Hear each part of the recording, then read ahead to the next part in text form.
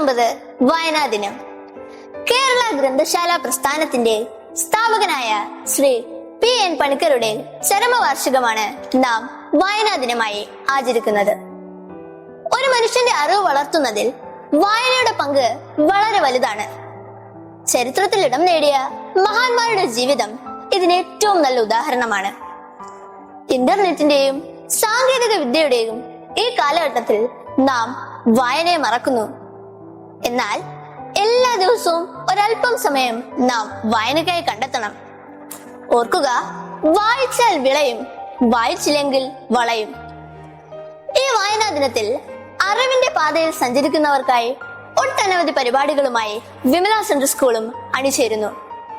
പുസ്തക പ്രദർശനം, എല്ലാം മാറ്റിവെച്ച് വായിക്കാൻ പദ്ധതി, സാഹിത്യ പ്രവർത്തകരുടെ ജീവചരിത്ര പ്രദർശനം, പത്രവായനാ മത്സരം, വായനാ ദിന ക്വിസ് തുടങ്ങിയ ഒട്ടനവധി പഠന പ്രവർത്തനങ്ങൾക്ക് നമ്മുടെ സ്കൂൾ വേദിയാകുന്നു.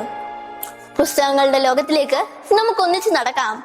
അറിവിന്റെ ആകാശത്തിൽ ഒരുമിച്ച് പറക്കാം. ഏവർക്കും വായനാ ദിനാശംസകൾ.